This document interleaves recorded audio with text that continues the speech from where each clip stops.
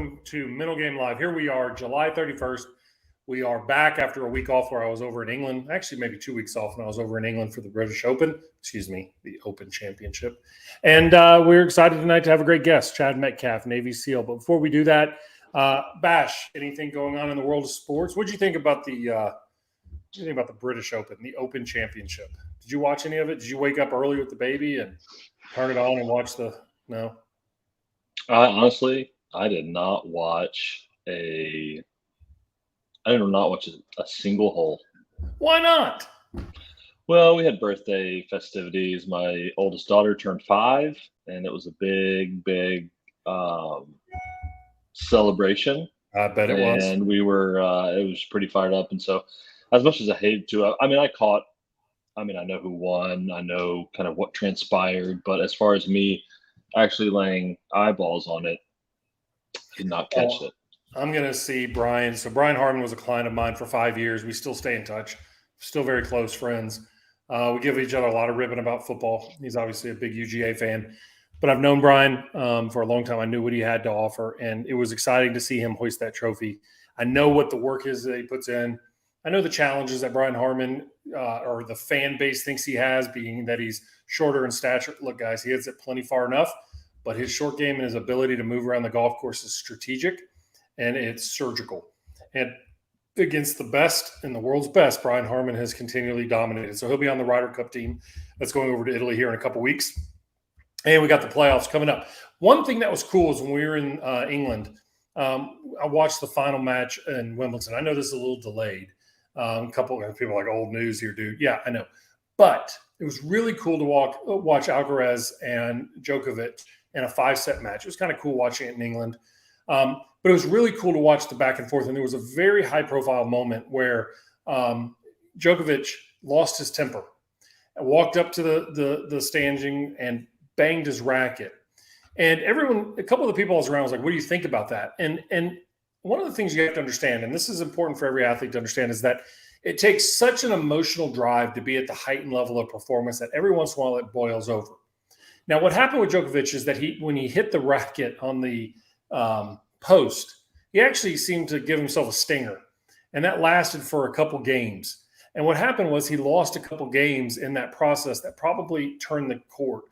And you could tell he was frustrated because Alcaraz gets all over the court, is unbelievably dominating, never gives in. I watched him do this against Francis Tiafoe in the U.S. Open. And, the thing about it is that it was frustrating, and he lost his cool, and he had a hard time resetting. But people want to judge the fact that emotion is the problem. I work all my players, and I want them to never abandon their emotional set. What I don't want them to do is ever lose their emotion and have it cause a problem in the next set of behaviors. Sometimes our emotions and the brilliance of our emotions that help us dial in and get locked in. So as a coach, if you're listening to this, don't criminalize emotion. Help players understand how to navigate through it so that if they make a mistake, they can work through it. Sometimes emotion has consequences, but a lot of times the emotion that's under the surface that helps us play good, we never actually see the negative consequences. So I just thought that was something that needed to be talked about. And, I wish I could have done it live right after the back, but we didn't have the best Wi-Fi out there. So to be honest with you. Did you see the final match live? Oh yeah. Watched it live in England. No, I mean, did you? I didn't go to it. No. Okay. No. I was passed out on a couch trying to get over a red eye because we had flown over there the night before. So, I was staying awake, and the next thing you know, I'd be dreaming, and then I'd wake back up and watch it. If you've ever done that Europe trip, you know what that's like. Is you just you're sitting there and you're just next thing you know you're sleeping. So I was trying. So what can you do? It was good. Well, what do you think we bring in our guy? What do you think? Let's do it. All right, so guys, very excited tonight to bring in an old friend. He's not old, but he's been around a while for me. Chad Metcalf, who is a 12-year veteran of the U.S. Navy SEALs. I would say former Navy SEAL, but I'm sure he's kind of like the Marines. They always say, once you are, you always are. But the reason I wanted him on is Chad's got a brand new book coming out. I'm going to let him talk about it, let him title it. I always like an author to give the name of it and do it themselves. And so Chad Metcalf, bring him on up here, Bash. Let's get him going. Here we go. Chad, welcome to Mental Game Live. Thanks, Bhrett. And you got double Bretts here tonight, which makes it even better. Bhrett. Yeah, there you go. So one of the things I've been loving in your social media, and I'm just going to be honest with you, because I know you're an Instagram guy. you've been an Instagram guy since you were in the teams, is that you keep seeing, I keep watching you critique, this is what the Navy SEALs do. And one of my favorites was you said how to do a Navy SEAL nap. And you're like, yeah, I do it by getting 8 hours of sleep. Yeah. Thought that was great. Talk to me about, first of all, talk to me about the myths. And we're going to go into what it takes and all the other stuff that everybody always talks about because it's important. But these myths that are out there about the Navy SEALs and when it comes to mental toughness. Yeah, well, I mean, on that video you talked about, I mean, I said if 8 minutes is all you could get, then get that 8 minutes, right? Like in training and stuff, there's plenty of time where like you lay down and you're like, okay, let me just get shut my eyes and get 8 minutes of sleep in between this evolution because you're so exhausted, and that's great, but that's not a sustainable thing. And when people take that and try to run with it, like you could actually harm yourself. No doubt. You're a doctor, you could probably attest to that, but like you need to get sleep. So, I mean, I thought it was funny. I mean, I see a lot of posts out there that come in my feed that it's like, oh, here's some guy posted, what was it? He said, he had a video and it was like, oh, there's this secret Navy SEAL box breathing technique. Yeah. And I commented like, yeah, I don't think that's a thing. I said, definitely not a Navy SEAL thing. And he goes, oh, well, what did you use to stay calm? I said, well, back then on deployment, see, I used Copenhagen, but I don't think that's necessarily a Navy SEAL thing. Or is it endorsed by the Navy? Well, the real answer, right? So you got a new book coming out, but as a former Navy SEAL, it's not about espionage. It's not about some rogue dude going out and killing although I love Jack Carr books. I just finished the 6th book of Terminal List. I'm sure you've read those, huh? Or those. Come on. Yeah. No, they're good. They're good. Yeah. But you wrote a book about youth mental toughness. What led you to wanting to do that? Like, why the youth market? Why the youth? Because I know you have boys, but I mean, what was it the motivation there that brought that on? So just, I think, through my, grew up, played golf, joined the Navy, did all that, came back out, played the mini tours, went to Q school a few times. And, eventually, I mean, the story, but, the third time I ran out of money, it was like, okay, I got to, do something else. So went to business school, made it through that, did a couple startups. Like we had, pretty good success going with one, then COVID hit and kind of wiped us out. And then, kind of you pick yourself back up and you keep going. And then, through that process, like I've had all this time to spend with my kids and do jujitsu with them and coach their sports teams and all the stuff that I just, the way that I think, I kind of, take that for granted. I think, okay, everybody thinks like this. And what I've learned is like coaching all these kids is, man, nobody thinks like this. These kids get up on the mound and they think there's something wrong with them because they're nervous, right? You're like, there's nothing wrong with you. Like, of course you're going to be nervous. If you care about it, you're going to be nervous. And parents will ask me, oh, how do I get my kid to stop being nervous? Well, I say, well, you don't. Like, they get used to it, right? And eventually they get to where they like it, right? Because that means like, oh, this is important. Like I've set myself up. So that was kind of, why I started with it. And this is like the same thing that I've taught my kids. I think one of the stories in the book, I actually talk about, Maverick, who's, he's a super, all my kids are really gifted athletes.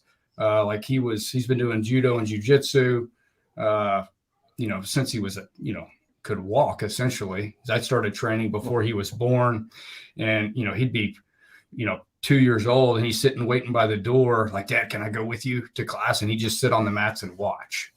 And then by the time he's 7 years old, he was like 2-time Virginia Judo Open champion, which at that age, like, I mean, it's a good accomplishment for that age group, but he's sitting there looking, okay, Dad, what throw am I going to hit him with?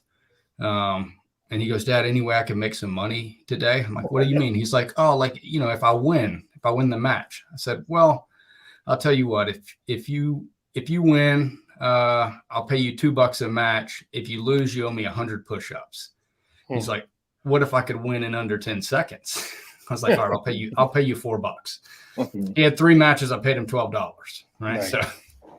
So he, during, when I got out and I was playing golf, we weren't really training jujitsu much. And then after business school and stuff, we all started going back, started training again.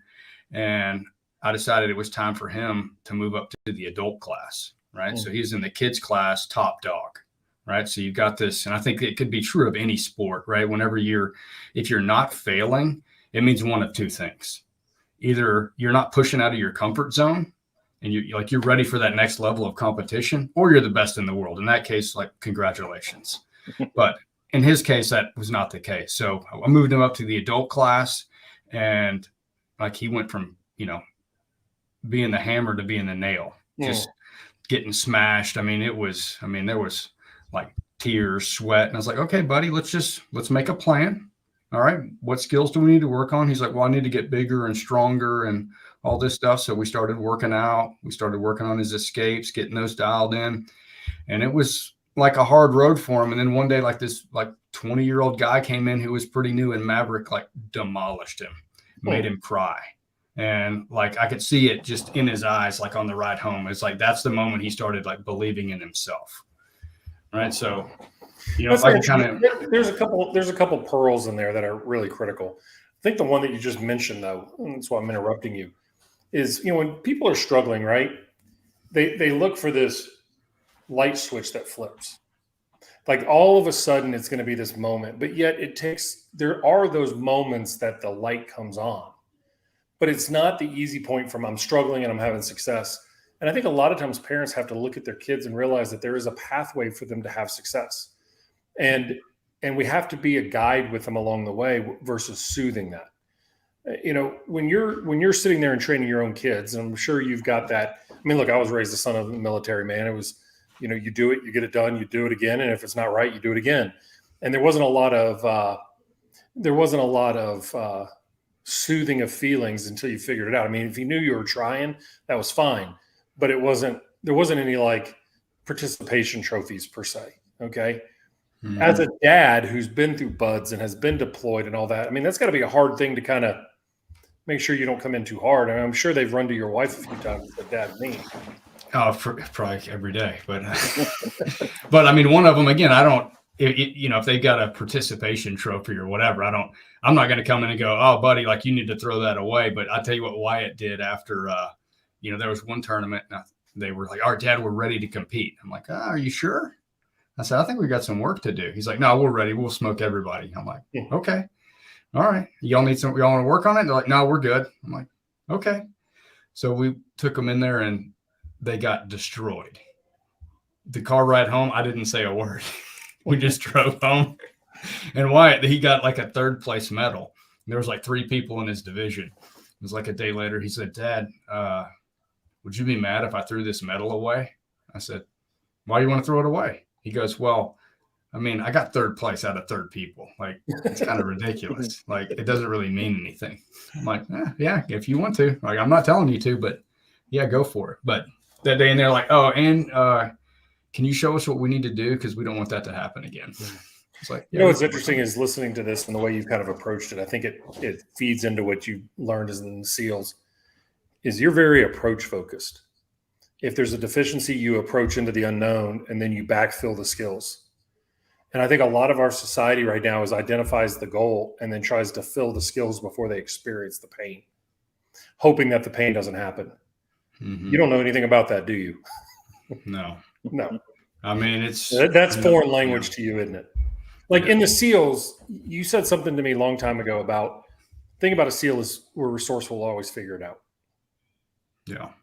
Yeah. And I think that's what really mental toughness is. It's a problem solving mindset, right? It's even in the teams, like, if you didn't know something, an acceptable answer wasn't, "I don't know." It was, "I'll figure it out."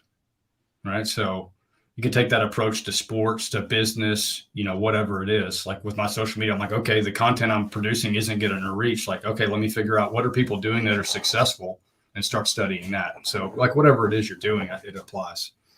Kids today, though, are full of anxiety, and there's society and the purposes of, I mean, we're flooding our kids with this need to be successful immediately.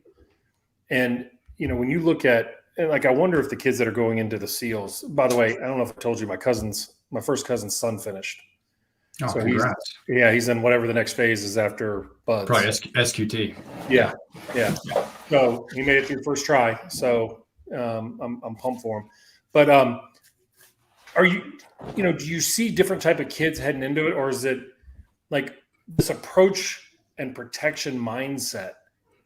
I mean, it's so rare to be these, like, I want my tour players, I want my college kids to approach, go, go, go. You'll figure it out. But we're so afraid that they're going to become discouraged and not have the confidence. Yeah, I think, I talk about that a little bit in my book. I think we really need two different mindsets, right? Like we need a training mind. I mean, for sports specifically, we need a training mindset and a competition mindset, which your training mindset is like, it's okay to fail, right? I'm going to fail. Like I'm going to make mistakes, and that's fine. That's part of the learning process. We actually had this conversation with Wyatt, like after football practice the other day, and just, I think kids, they think, okay, what are my teammates going to think if I miss this pass or mess up this play? And I said, dude, don't even care about you're going to mess it up. Just do your best. Try to get 1% better every day.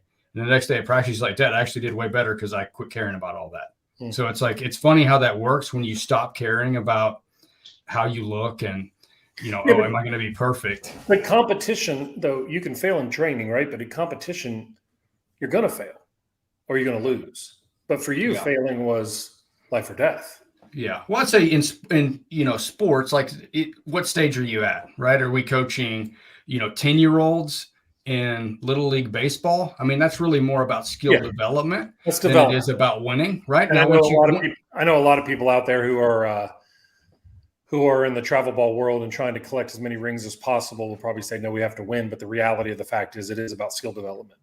Yeah. Right? Some of those parents kind of wear me out when they're like, I'm like, hey, if you want to coach, like you come over here and do it. But, if all you're going to do is you don't even come and watch your kid practice, you don't practice with them at home, and you come to the game and like yell at them like, oh, focus on this. And you give them 47 things to think about while they're trying to pitch. Like that's not helping them pitch. Yeah. Right. So, and I think we had this when Maverick was young and he was competing in judo, and he's like sitting there just playing with his friends, relaxed, all that. And Christy sees other parents over there, like coaching their kids, like, okay, when you grip, you're going to grip here. She's like, oh, how come you're not helping him? How come you're not getting him ready? I'm like, honey, if he's not ready today, he's not going to be ready. If he fails, that's fine. We'll work on addressing that later. But all we can do today is go with what we know. Right. And that's our competition mindset. It's like, okay, let's go with what we know. Let's play the percentages, which, it makes sense. It actually takes you a while to figure it out when you're an athlete. Like it took me like a year of making bad decisions playing golf to realize like, oh, if I hit it in the woods, don't try to hit it a shot that you're going to execute 5% of the time. Hit it back in the fairway and try to make par. Right. So let me ask you this. Did you enter buds with this attitude, or was this something that was coached into you, evolutioned into you, beaten into you, survive or died into you? What was it? Which mindset? Well, this approach and figure it out stuff. Like, I got to imagine I'm going to take a step back. I got to imagine you standing there on the first day of buds thinking, you look left and right and there's some big dudes, there's some beasts, there's some probably more physically demanding guys. You've heard all the stories, you know what you're going to have to do. It's going to suck every step of the way. Like, oh, it's intimidating for sure. I mean, I'd say you start with it, and this doesn't happen overnight, but by like overcoming each little thing, your mindset gets a little bit stronger, right? That doesn't mean, after like golf and like facing the hard reality of having to move on from that, I was pretty depressed for a while. It's like, man, I like put all my effort into this thing and it didn't work out. Like, okay, like, well, you're talking to two other really good failures. Yeah. We both failed green too. Yeah. But you can get a new dream, right? I mean, you get, but when I showed up at Buds, like you're saying, there's Olympic caliber athletes to my left and to my right. I'm like, how on earth am I going to, like, I'm a skinny kid from Texas who's never even been in the ocean. How am I going to compete with these guys? But I just was like, okay, I'll just make it to the next evolution, make it to the next one, then the next one. By the end of the Buds, I was the fastest guy in the class. Hey, I got faster, but everybody who was way faster than me quit. Is that how you keep going? Because I'm fascinated by one. I want to know. I'm sure Bhrett probably knows, but like, why would you want, like, not why would you, but what was your motivation to actually to join the Navy, but also to become a SEAL, and then also kind of the next step. I'm just thinking, like, there's got to be some times where it just became so difficult. Was there Why ever the hell did I sign up for this crap? Is there ever a thought that's like, that would have been me? This is absurd, and like no amount of, because you're talking about Olympic level athletes to your left and to your right, like, but you made it. Maybe someone else didn't. So like, what's the differentiator? And I know like from a platitude standpoint, it's like, just get to the next thing. Just get to the next thing.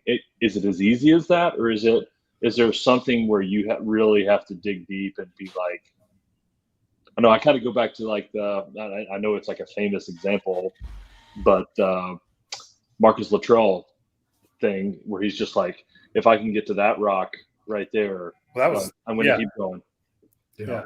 That sort of thing. I know it's no, for sure. I mean, I think you've got to, with any big thing you want to accomplish, if we focus on like the magnitude of what it is we're going to accomplish and just look at that the whole time, we won't even get started. Right. But if we're like, okay, all I have to do is like, I can make it to breakfast. I can make it to lunch. And sometimes during Hell Week, you're like, you know what? Like that's too far away. I can make it through the next evolution. Let's real quick. I think it's important. We all know what's going on here, but maybe our listeners don't. Can you talk about what the BUDS process is and then what Hell Week was? So BUDS is broken up into 3 phases. So you have first phase, which is conditioning phase, which is essentially they're trying to find the right guys, right? The guys who aren't going to quit. Second phase is dive phase. So you learn all the diving stuff. How long does phase 1 last and phase 2? They're all about 2 months, 8 weeks. They may have, I don't know if they've shortened it or not since then. Hell Week could be different weeks between week 3 and week 5. We had a 5th week Hell Week. So we had a month of, doing first phase. I mean, exhausted. I mean, essentially if you played football or basketball, whatever, imagine the hardest practice that you ever had. And that's what you do every day, essentially, right? So it's not that anybody could make it through one day of BUDS, but it's that next day when you're sore and everything hurts and you get up and you go do it again, right? So I don't know, my motivation to do it, I mean, I tried to join right after 9/11, was denied, had to get a waiver, waited 2 years, got a waiver, went in. So I don't know, that was really my motivation. And then a bunch of people told me I would never do it. So I was like, I think that could be a strong motivation, proving people wrong, whether it's a good motivation or not. It's effective. Actually, you had a little hat, and in there I wrote the name of every person who said I wouldn't make it. So if I was like, well, I would just like take it off and read it and then put it back in and just keep going. So Hell Week is when they show up and essentially you're going to stay awake for 4 days or 5 days, right? Yeah, it starts Sunday night. They have a breakout. So they like put you over at like noon. You come over to a classroom and you watch some movies, like take a nap, whatever you want to do. And then sometimes Sunday they start, shooting off machine gun blanks and flashbangs and smoke grenades and all this stuff. And you get out there and it commences, right? And during the time I had my wife worked at a preschool, and one of her friends there, her husband was a SEAL. So they're like, oh, you want to come see Breakout? So he brought my wife up there. She's up there watching, and he yells down to the instructors, hey, I got Metcalfe's wife up here watching. So, man, that made it worse than you, huh? Thanks, buddy. Yeah. So during that time, you're doing the same level of conditioning, but they're trying to mentally break out at this point, right? Are they trying to see what your limits are? What's the goal of Hell Week?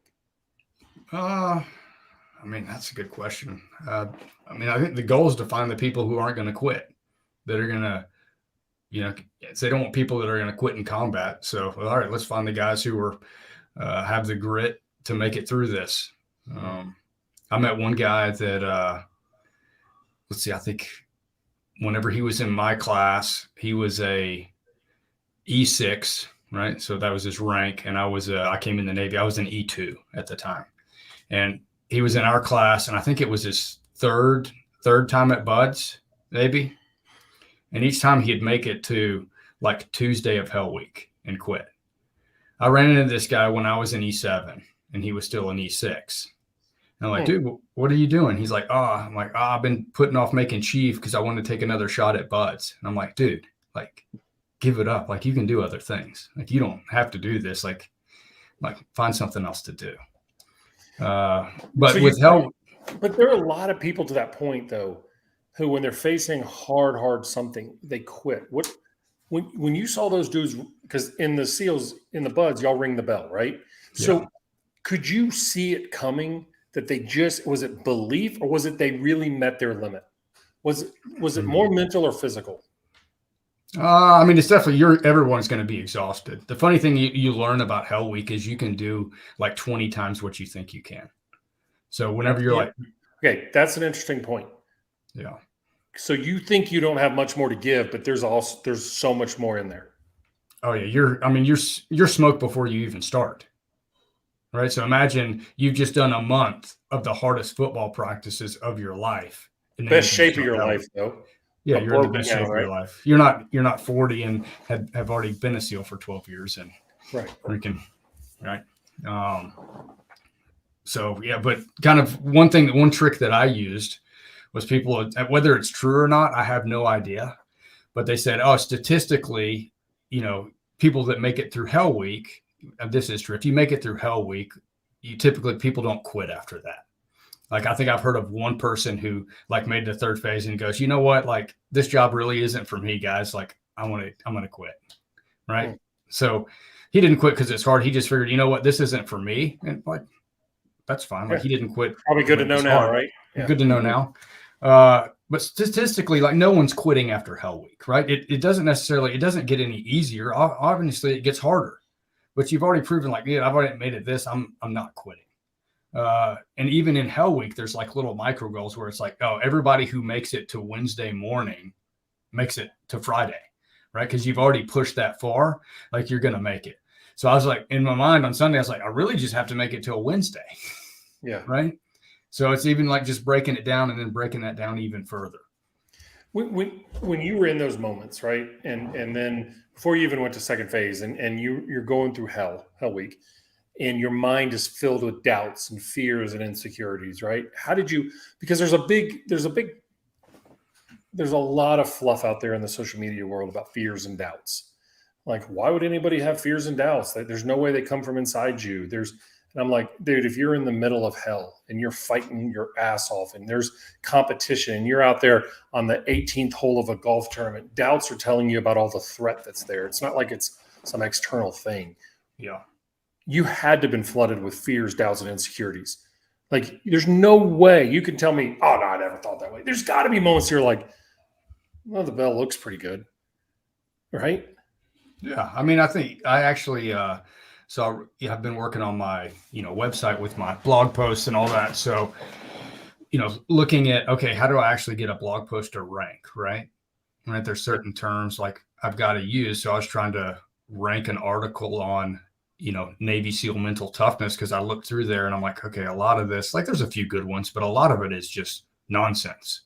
Like and one of the things that had the keywords is like, okay, I got to use fear eliminating or fear suppressing techniques. And I don't think that's a thing. Right. Right. I don't think I can't get you to never feel fear. Come on now. I don't think so. Yeah. Right? And I think honestly, total bogus. I think it can get to the point where you aren't afraid, but that's actually a dangerous thing. I can desensitize you. Yeah. But then to your point, you walk out in the wrong area. For sure. Right. Because then you're you become complacent at that point. Right. So you can't eliminate fear, but you can like acknowledge it and you can like address it. You can face it. Right. And the more you do that, the easier it gets to like shut off the, resistance and distractions and just go ahead and face it. So, I mean, yeah, there's times where you're like, can I make it through this? Like, I don't know. I'm going to just make it to there and see. So let's say that again.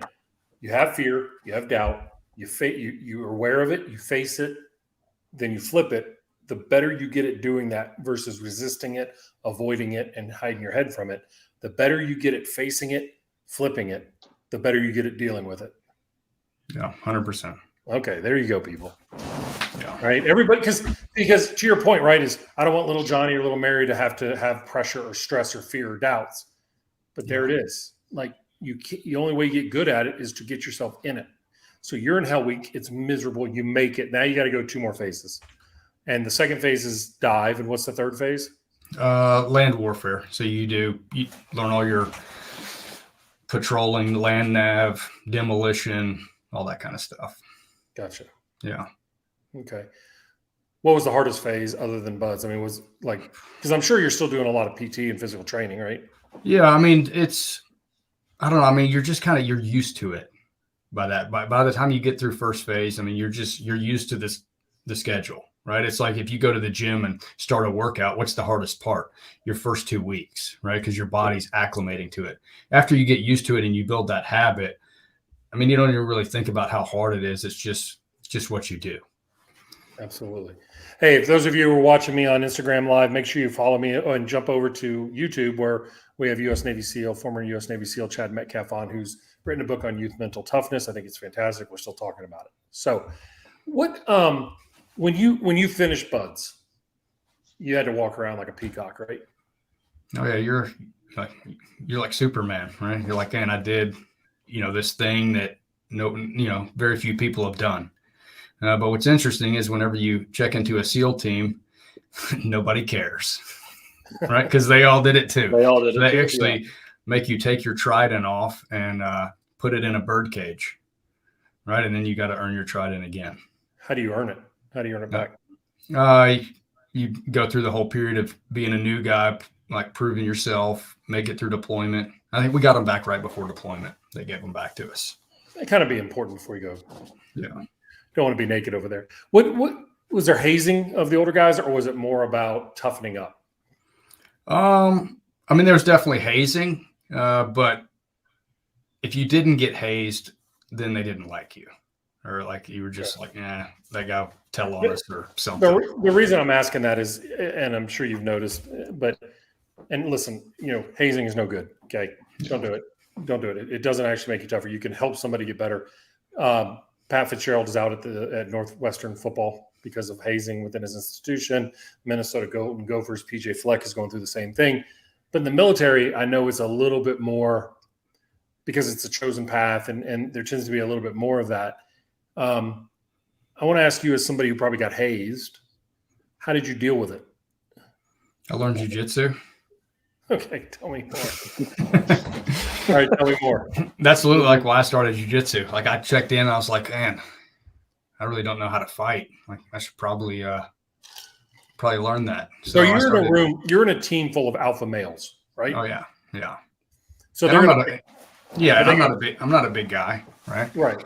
You're not. So I started learning jiu-jitsu and just like doubled down doing like 3 a day. So I checked in like the team was on deployment when I checked in. So there's like 3 or 4 of us at the team, and we were going to courses and stuff local. And I just started taking jiu-jitsu classes and like really just dove into that. And when they got back, 2 guys jumped me in the parking lot. I mean, it wasn't like they're not trying to like hurt you or anything, but I had 1 guy in a triangle and 1 guy in a guillotine. The next time they brought 13 guys. So it's all fun. I wouldn't think nothing that I experienced was necessarily malicious. I mean, there's times. Okay, but I got to bring this up because you shared this story to me a long time ago, and I think it's a classic about being ready. Okay, so you never know what you're going to experience until you're there. You probably don't know what it's like to be in war unless you're in war, right? No. And you described a story, if you remember, about your first combat landing when you first got deployed and what happened. Can you share that story? Because I think this is classic because people think, I've trained. I know what it's going to be like. This is a perfect example of you don't know what competition is and the chaos in your mind until you've actually done it. So can you tell that story? Yeah, that's 100% true. So yeah, that's a good story. I'd actually forgotten about that. But so, we've gone through BUDS, SQT, all those things, and we're going to Iraq for our first deployment. And obviously, like you're nervous. You're like, man, am I even going to survive this? You like say goodbye to your wife. Like had a newborn. Like Maverick had just been born at the time, and we get on the plane, and the Air Force guys are like, hey, we're getting ready to land. We're like, okay, we're going to do a combat landing. And one of the guys in there, he's like, all right, guys, get your gear out, do all this. And we're like, what is even going on? Or we like crash landing and because we've all seen movies. So you're like, oh gosh, is this like Black Hawk Down or something? Like, what is even going on? And they're like, no, that's just what we do. Like, we just come in. So we land on this airfield and describe what a combat landing is.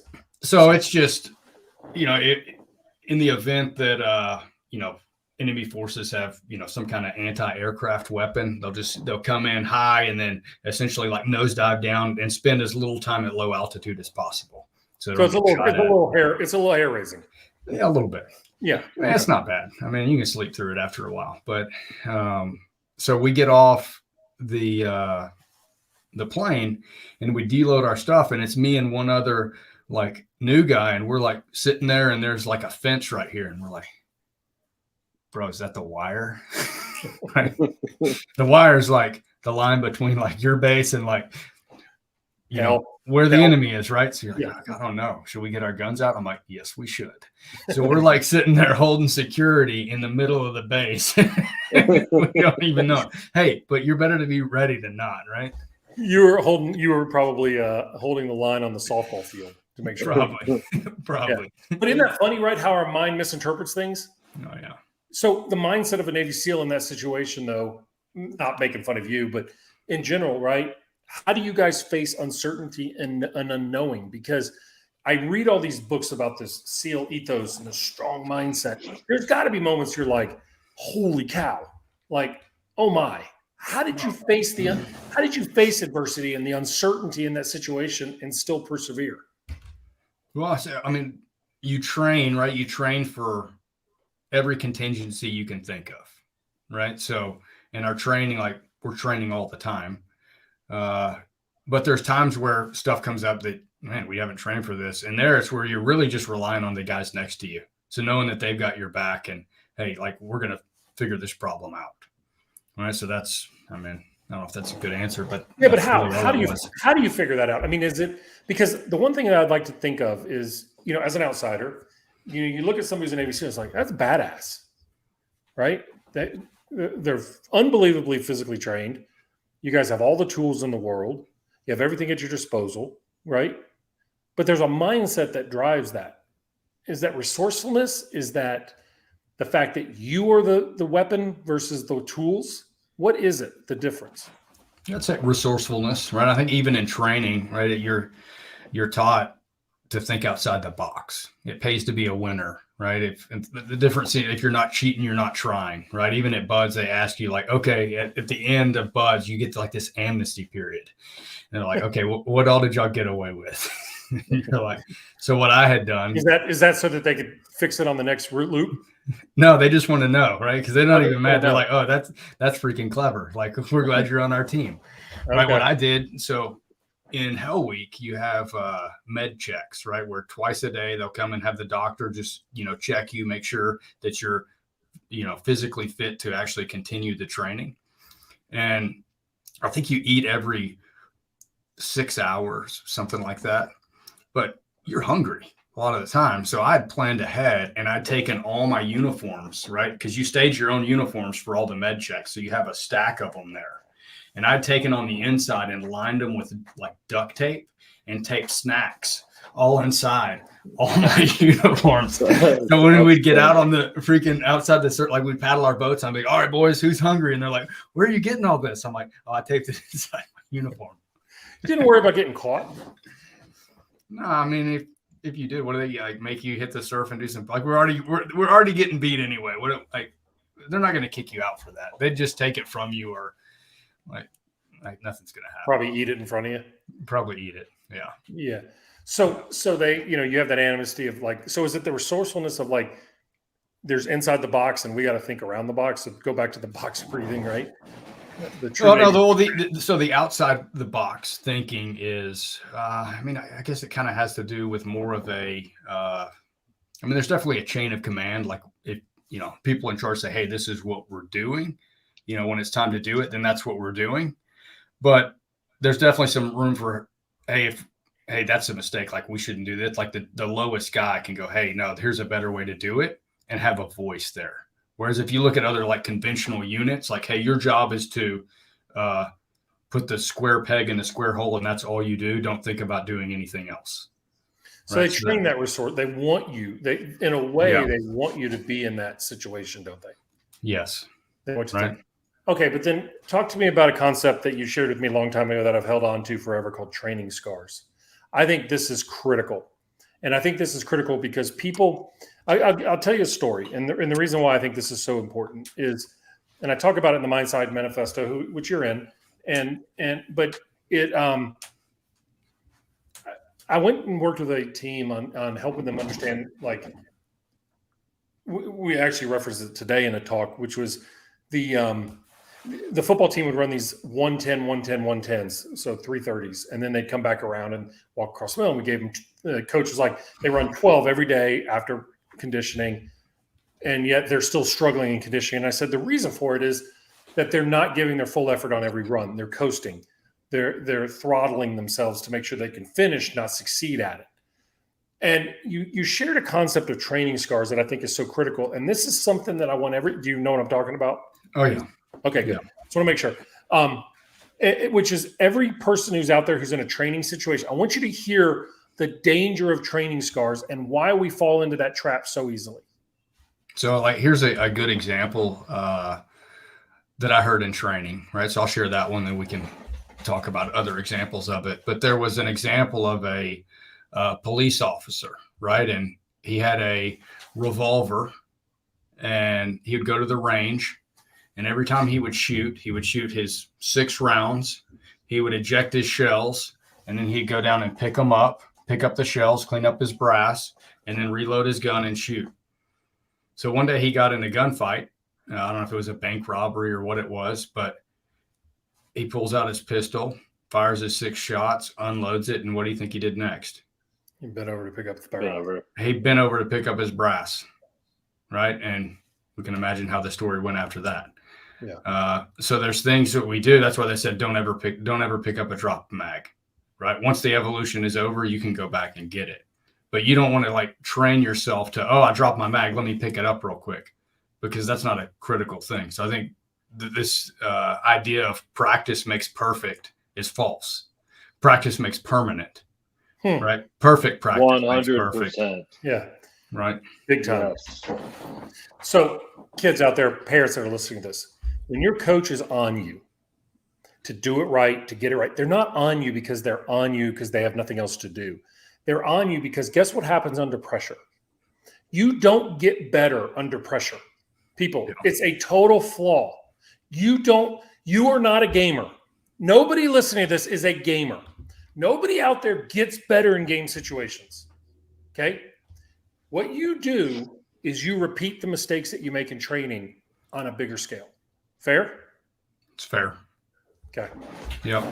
Was it said you don't rise to your level of expectations, you fall to your level of training? I've heard that about every Navy SEAL book ever. You know where that comes from? Yeah. It was a football coach or something, right? An old Greek philosopher. Oh, was it? Yeah. But I love that because I always see it with the Navy SEALs and people are like, oh, Navy SEALs. But it's so true, right? You know, everybody, although my dad would say as a former Air Force guy who worked with the combat controllers that they were the true badasses, the SEALs just had the marketing budget. It's the truth thing is that true? Better hair, Better hair. Yeah. But the fact is that you guys trained with such a level of precision. Did you guys self-train that? Did you guys hold each other accountable? Or was it brass or the older guys that maintained those standards? No, we held ourselves accountable. How did you not get your feelings hurt? You got to have thick skin. Right. I mean, I say by the time you make it through buds, and I think that's part of the reason why some of the Olympic caliber athletes don't make it through buds is they've had coaches everybody telling them how great they were their whole life. And they get to, somebody screaming in their face, telling them how big a piece of crap they are and how they'll never make it through this. And they don't know how to take it. Right. So I think, there's definitely with all the like type A personalities. I mean, there's definitely some clashes, but you got to remember that person they're training you. Like, they're telling you that for a reason. Yeah. Right. You look back at those SEALs, those instructors that you've had over the years, right? Harshest feedback you ever received that hurt?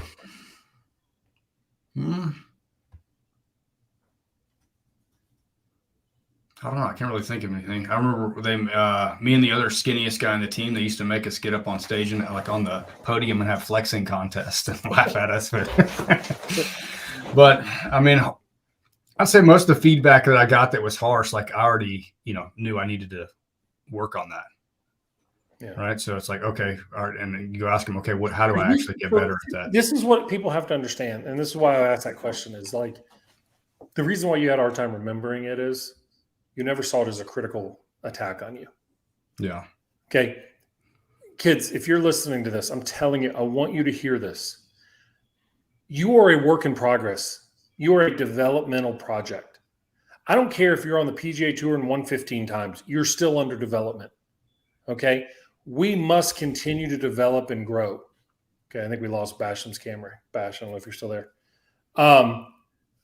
We must continue to grow and develop in everything that we're doing. Okay. So for you, when you were out there and let's say you go on deployment, okay, how did you guys solve problems in that situation? Like, because you're a worker development, you hadn't been to combat. I mean, yes, you prepared for the wire and all the other stuff, but what was that like to sit there and think and then to leave? Were you like, I don't ever want to go back? Or you're like, I want to go back?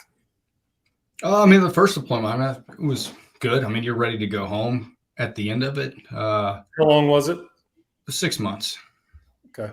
But I mean, really, the new guys haven't been to combat before, but all the older guys had already, been to Iraq before. So it's, we were, it wasn't like we were the first people to go in there and do it. So, it's really like you're following the lead of the older guys there. And really, as a new guy, your job is to learn everything you can to keep your mouth shut for the most part.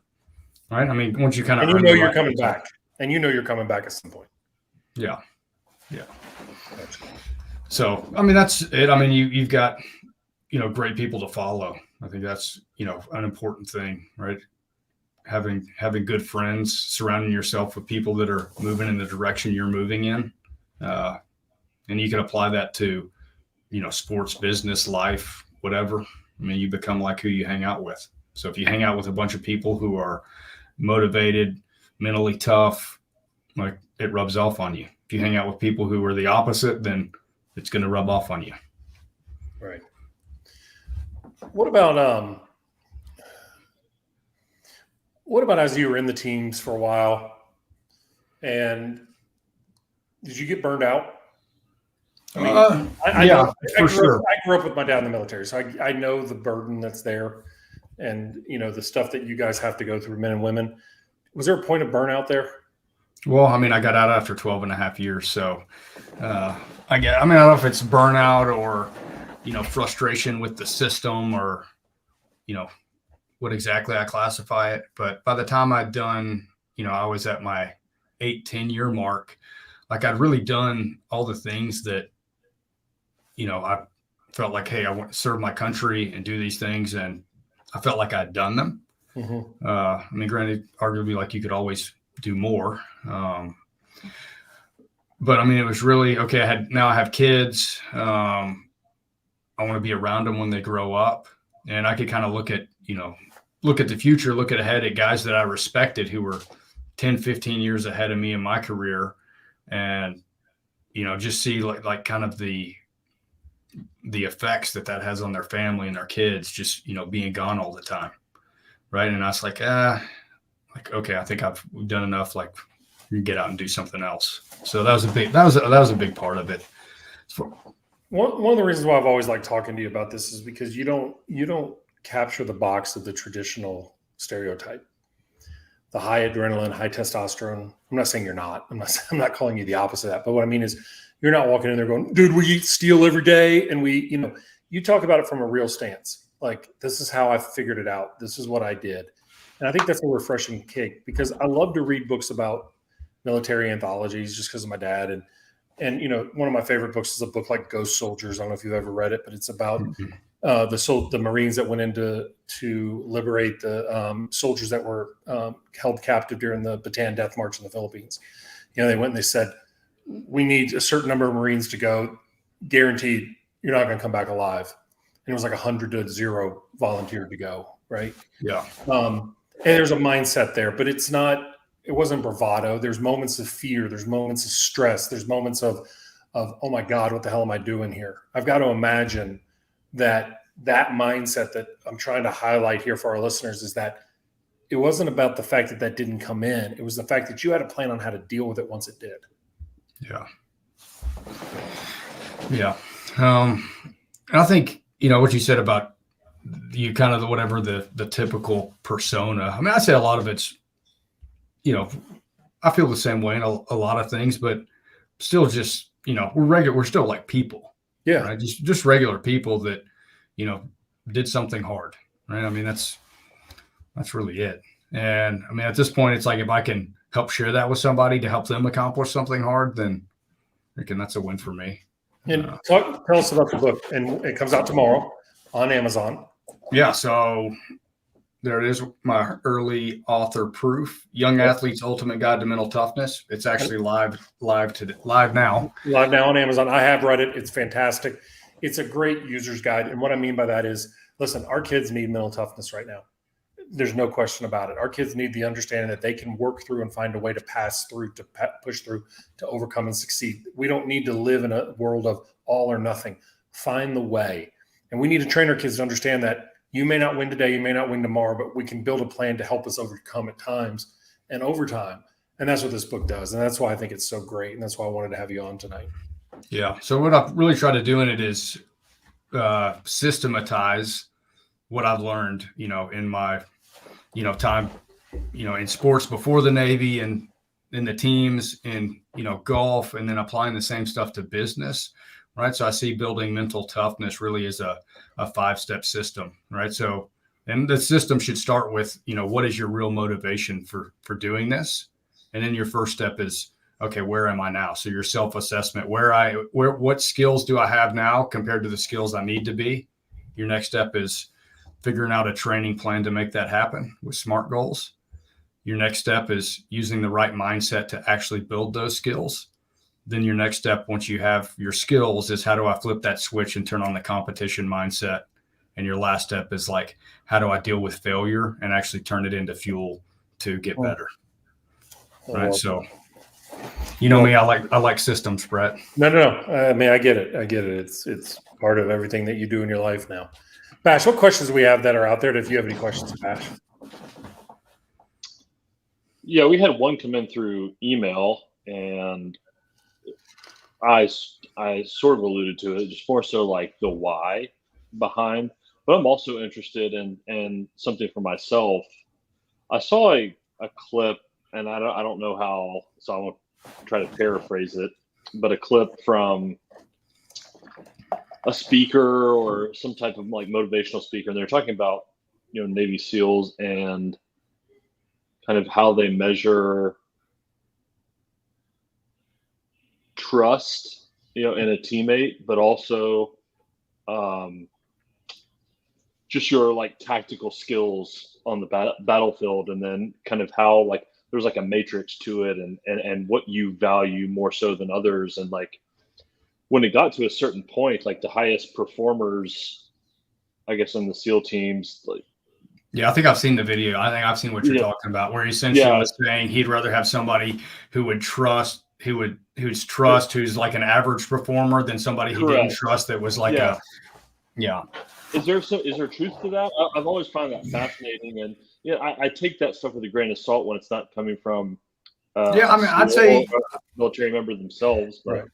I wouldn't say that's necessarily something that I ever heard talked about, but I'd say the concept, it makes sense. And I'd say it could even be the same for a sports team, right? Like as, somebody who's coached teams, I would rather have a kid who is an average player who is coachable, who's willing to put in the work to get better, than have a kid who's a superstar that derails the whole team. Sure. I get it. Yeah, 100% Right? get that. So yeah. I think it's the same thing. Like if you got somebody, I'm the best player ever. I don't need to listen to the coach. I don't know to do anything. Like that one bad apple, right? Even if he's great, like that mindset starts rubbing off on your whole team. So as a collective, like you would get worse. Sure. Right? Versus a bunch of people who are willing to put in the work. Like an example of that, I coached a 14U baseball team, and I had like 4 or 5 kids like that, and we lost every game. And then I had a group of 9-year-olds that we played football, like flag football team. And that's the first practice, half the kids couldn't even catch the football. Right. So we just made a system. I made it in where they could get a win every time. So I just set out cones where, okay, anybody can catch the ball from 2 feet away. Right. And we'd have another cone going each distance. If you failed, you had to go back to the first cone. So you failed, but you got an immediate win. Right. And we built those up. Those kids won every single game and then lost the second playoff game and we're out. But it was, that just illustrates that point. Mm-hmm. Yeah. We got one from, does it say SBS? What does that say? Yeah, it says SBS or SEALs. I'm not sure what that means. What's SBS? JJ, if you could. Does it mean SBS like the British SBS? Probably, yeah. Special British Services. Oh, I'm probably not educated enough. Hopefully, get some clarification on that. Did you serve with them? Did you serve with those? I did not. I did not. Gotcha. Well, we got one from Dylan. What was the biggest takeaway from the whole SEAL experience that you were able to translate to your golf game? I mean, the training, right? Going back and knowing, okay, I've got to train, you get a good training plan. That's a system. So like when you go into train for a deployment, you have a full workup, right? So you're going through all the different skill sets you could possibly need to be deployed anywhere in the world. So, I approached that with my golf game. And when I worked with Kevin Kirk is a master of like training programs, right? And he's broken down, here's the things you need to be successful for golf. And then we trained that. Like the first thing he did is like, how much do you train a day? I was like, I train 12 hours a day. He's like, okay, we're not doing that anymore. You get 5 hours. And he gave me a specific shot that I hit with every single ball. So that made it where every single ball was intentional, right? Because sometimes I think with golf, you can get out there and like, okay, I'm going to just, and even knowing, that, practice makes permanent, and it doesn't necessarily make you better if you're practicing the wrong things. Like you still get out there and try to, if you're a worker, get out there and, okay, I can just outwork everybody. He's like, no, okay, we have to have more intention on that. So once I kind of understood, part of it is understanding what you actually need to do. And it took me a little bit to figure that out. But I think that was kind of it, being able to take that work ethic and apply it. Definitely. Let's say we got clarification on the SBS. It's Special Boat Service. Oh, the SWIC guys. Yeah. I've got a bunch of buddies that are SWIC guys. So SBT, the SBT, Special Boat Teams. So what do they do? They drive what they used to. I don't know if they have the Mark V anymore. They drive like Mark Vs and ribs. So you see like SEAL movies where they're coming in on those fast boats and shooting machine guns. Those are SWIC guys driving those boats. Okay. So like one of my best friends is a SWIC guy, and actually he's got these jet skis, and he lives in Mississippi, and like we were going through like the intercoastal waterways, and I got on the back of that thing with him. It was terrifying. A little fast. Oh, we were going like 95 miles an hour on this thing. Oh, yes. Through these things. Like, they're not. He's like, oh, I got night vision. You want to go with me on nods? I'm like, no. So they're not. They transfer the SEALs and they do their own stuff. Yeah, they do a lot of the stuff we do, but they don't go through BUDS. They've got their own training program. But yeah, a lot of times they'll like transport us, insert us for different things. Right. So they do all kinds of stuff. With the deployments we've had lately, I'd have to hit them all up to ask them, what exactly are you doing on each deployment? I don't know. But a lot of good dudes over there. Yeah, absolutely. Yeah. I saw one that came in. It was and I had one that came out on Instagram Live. If you were to develop a training plan for a golfer right now, based on your training, where would you spend your time and energy? What level golfer? Well, let's assume somebody is a college player. Let's Okay. say that. College with aspirations of being a pro. Yeah, I would. I'd do the plan that Kevin gave me. I mean, it was essentially see if I can remember it. So I'd start out every morning. I outlined it in my book, I think. But I'd start out with wedge distance shots. So I'd hit 30, 40, all the way up to, say 100 yards, 120 yards, right? And on even days, I'd hit even numbers. On odd days, I'd hit odd numbers. So even days, I'm hitting 30. Odd days, I'm hitting 35.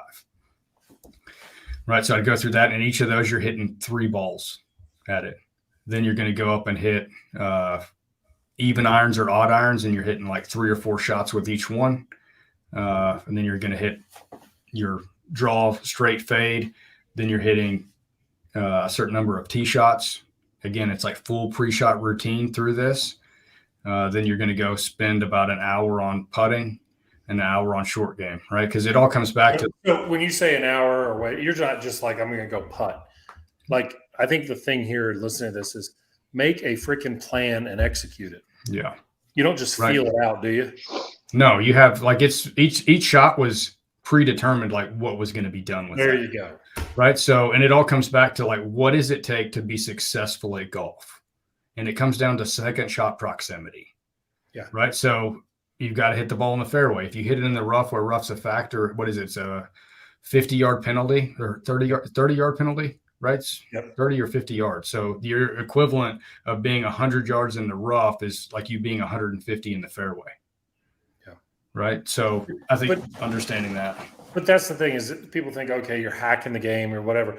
No, you're identifying what your objective is, and you're developing the habits and processes to execute it. And I think that's something that I think people miss a lot, is not enough people clearly define what the objective is before they ever start a training plan. Yeah. Like, I want to lose weight. Okay, is that the objective? Is getting fit the objective? Is I want to be a professional golfer? Is that the objective? Or do I want to be the best golfer that I possibly can be in this scenario and the groups that I'm in? Yeah. Big differences. And people, I think, it's like going to a grocery store without a plan or a list. You're going to make a lot of mistakes in there. Yeah. And I find way too many athletes, unless they have a hard coach that's willing to hold accountability and they're willing to accept that accountability, they never become fully declared about what their objective is on each day. Yeah. And I mean, with me, Bhrett, it took me, I mean, it wasn't until the last 6 months of my 3 years, trying to make it on tour, my last 6 months when I was actually good enough and I actually learned how to play golf. Yeah. Right. Versus going out and being like, oh man, I'm trying to fix my golf swing. And it was that last Q school I went to for the Canadian tour. The first round I shot 77. And I'm like, oh my gosh, what I'm like, I was trying to hit like a 3-yard cut, and I was hitting this like 8-yard draw. Right. So the whole first day, I'm just trying to fix it on the course. The next day I get up and go hit it on the range, and I'm still hitting this little freaking shot that I hate. I'm like, you know what? I'm going to just dance with the girl that I brought. Yep. And I hit 17 greens in regulations. I went 30 holes without a bogey. Right. So, I mean, I fucking played great. And I didn't play any better than I did the day before. I just decided to play golf instead of trying to play golf swing. You needed to switch from training mode to competition mode. 100%. And too many people are trying to use competition to validate their training, and 2, their worth. Yeah. Can I actually do this? Yeah. It doesn't matter whether or not you can or not. You're in the middle of it. And that's something that you kind of alluded to earlier. Doesn't know if I can make buds or not, but I'm in it.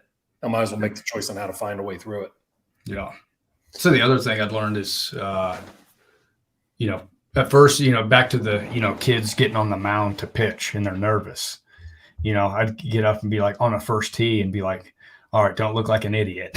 Yeah. Right. Yeah. And you think like, I'm as a Navy SEAL, like how the heck am I nervous on this golf, like first tee mini tour event? Right. Well, because you're stepping out of your comfort zone, right? You haven't done this a million times. Yep. So, you screwed up, like, oh, you hit it in the woods, and now like you start this spiral. I'd say if you go with that, like back to that competition mindset, I would have been better off a lot of times if I was just, you know what, I'm freaking nervous. Like I accept that. I'm going to pull out a 7-iron and just hit it in the middle of the fairway and make par. Yeah. Right. Instead of like, oh, I'm nervous, let me hit my driver in the woods. Right. Because you can, hit it in the fairway. Okay, that wasn't too bad. And you get like a little win right there. And then by the time you're past the first hole, like you're over it anyway. Yeah. Totally agree. Any other question? I don't know what this crap is on the comments about come to the sip. That was Bhrett Basham, not Brett McCabe, that wrote that. Oh man, I forgot to disguise that a little bit better next time. I'm just giving you hell. All right, let's go. Any other questions? No, those are, well, we had one. It was where can someone get one of those awesome tiger paintings? You know, it is an awesome picture. It was actually my wife's cousin owns a frame and art gallery in Baton Rouge, and it's a local one-of-one original. It's a one-of-one original. I need to get one with the elephant eyes, and I'll match my Alabama and LSU together. And it's not as intimidating. Tiger eyes are pretty cool, though, aren't they? Yeah, it's pretty dope. Chad, dude, you're a stud, man. Thank you so much for doing this. And parents, coaches, everything.